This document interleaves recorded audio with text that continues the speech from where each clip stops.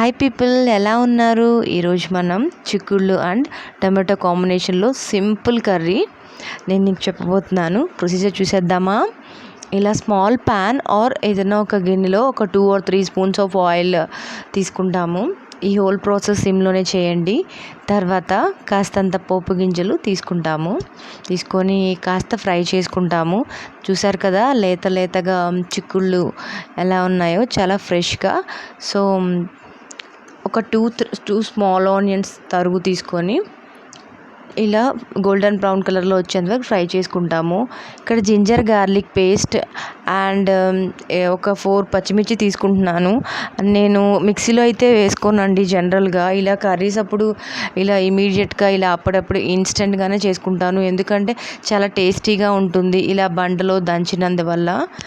So ఈ recipe extra మనం ఏం తీసుకుంటామంటే పచ్చిమిర్చి డైరెక్ట్గా వేయకుండా ఇలా దంచి వేసుకున్నందువల్ల చాలా అంటే చాలా టేస్టీగా ఉంటుంది. మీరు కూడా ట్రై చేయండి.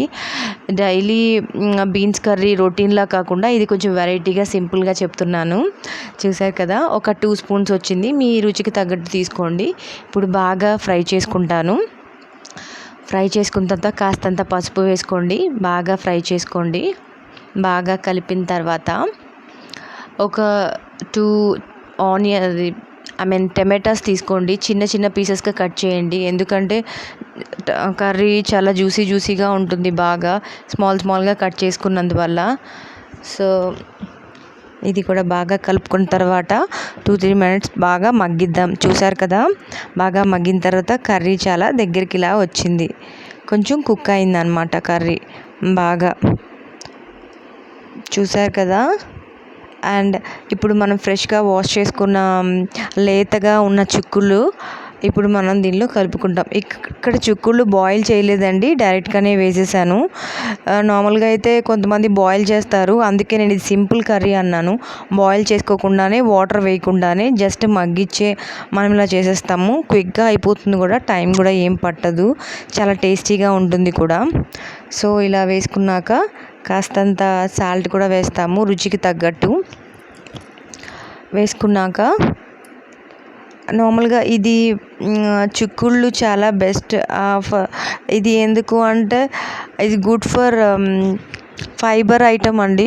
సో నార్మల్లీ ఇది తీసుకోవాలంటే కొంతమందికి ఇష్టం ఉంటుంది, కొంతమందికి పెద్ద ప్రిఫర్ చేయరు.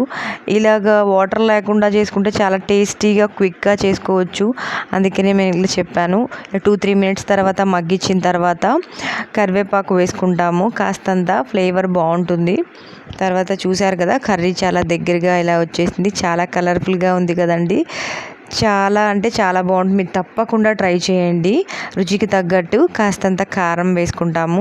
తర్వాత కాస్తంత ధనియాల పొడి 1 స్పూన్, ఎంతైనా మీ ఇష్టం. అండ్ జీరా పొడి వేసుకొని ఇప్పుడు బాగా కలుపుకుంటాము. చాలా కలర్ఫుల్గా ఉంది కదండి. ఇవి నేనైతే లేతగా ఉన్న చిక్కుళ్ళు తీసుకున్నాను. సో బాగా మిక్స్ చేసుకుందాము ఈ కర్రీ అంతా పట్టేలాగా. చూసారు కదా, చిక్కుడుకాయ tomato curry ready. Please like and subscribe.